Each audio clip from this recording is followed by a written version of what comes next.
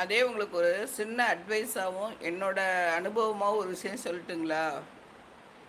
என்னோட Facebook page பார்த்துட்டு, அதாவது மோகன்ஜி ஏய் ஏய் ஏய் என்ன விளையாட்டு இல்லை, கட் பண்ணிடுவாங்க யூடியூப்காரங்க. ஃபேஸ்புக் பேஜ் பார்த்துட்டு ஒருத்தவங்க ஃபாரின் லேடி வந்து ஒருத்தவங்க எனக்கு வந்து கமெண்ட்ஸ் பண்ணியிருந்தாங்க, நீங்கள் போடுறது நல்லா இருக்குது, சமயபுரம் மாரியம்மன் அருள்வாக்கு போட்டுட்ருக்கேங்க, அதை பார்த்துட்டு நல்லா இருக்குன்னு சொன்னாங்க. ஐயோ பரவாயில்ல, நம்மளை பாராட்டுறாங்களே, நானும் மயங்கி தேங்க்யூன்னு போட்டு விட்டேன். ஜஸ்ட் ஒரு லேடியாக தான் இருந்தாங்க, அவங்க வந்து ஜென்னா லேடியா அதெல்லாம் தெரியல, ஆனால் லேடிஸ் ஃபோட்டோ தான் வச்சுருந்தாங்க. அவங்க ஃபோட்டோ சொல்லக்கூடாது பேருன்னு நினைக்கிறேன். அவங்க என்ன பண்ணிட்டாங்க, உடனே நீங்கள்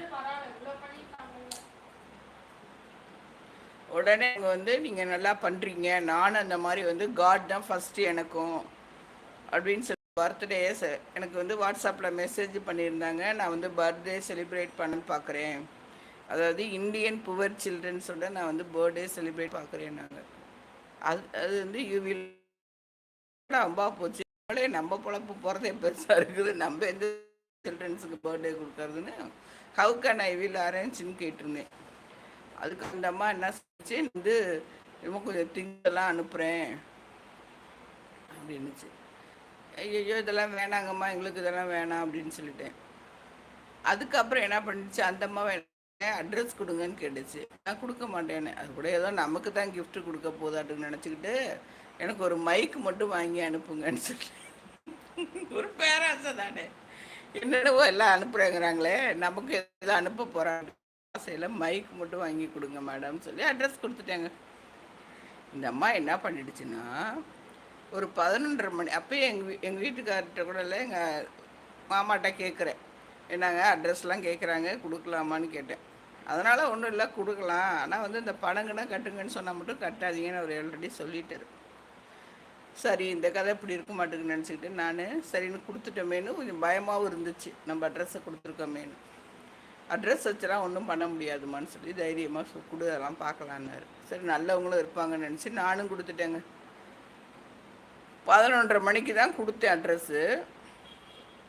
உடனே அந்த அம்மா 4 மணிக்கு எனக்கு ஒரு மெசேஜ் அனுப்புது, ஒரு 3 பாக்ஸை காட்டுது, இந்த திங்ஸ் எல்லாம் நான் உங்களுக்கு அனுப்புகிறேன்னு. பார்த்தா காரு, பொம்மை, டாலர் செயின், அப்புறம் என்னமோ வந்து காசு 2 கட்டு, இதெல்லாம் வந்து உங்களுக்கு நான் அனுப்புகிறேன்னுச்சு. ஐயோ இதெல்லாம் எங்களுக்கு அனுப்பாதீங்க please, I don't want this அப்படின்னு சொல்லிட்டேன்.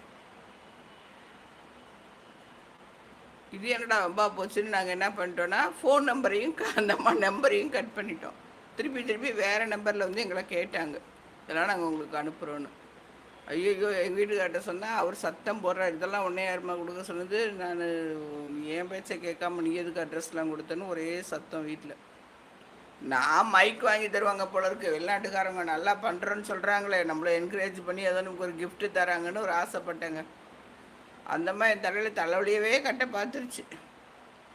அதுக்கப்புறம் நான் சுதாரிச்சுக்கிட்டு கட் பண்ணிட்டேன். அப்புறம் ஒரு கால் பண்ணுது அந்தம்மா வேறு நம்பர்லேருந்து, உங்களோட நான் தெரியாத மாதிரி யாருன்னே தெரியாத மாதிரி பேசுகிறேன்.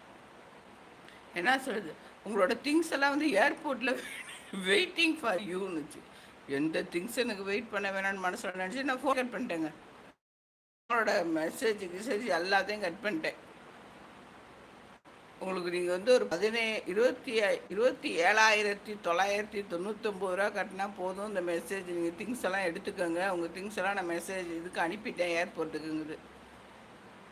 எவ்வளோ? 27,999 ரூபா நான் கட்டணுமா? அந்த 27,999 ரூபா இருந்தாவே நான் எங்கேயே மைக்கை வாங்கிடுவேன், அழகான மைக்கை வாங்கிடலாம்.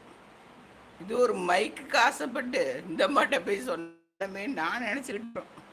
இந்த மாதிரி தயவு செஞ்சு யாராவது இந்த ஃபாரின்லேருந்து அனுப்புகிறேன் போகிறேன் வரேன்னாலாம் நீங்கள் தேவையில்லாத கண்டுக்காதீங்க ஃப்ரெண்ட்ஸ், உண்மை தான்.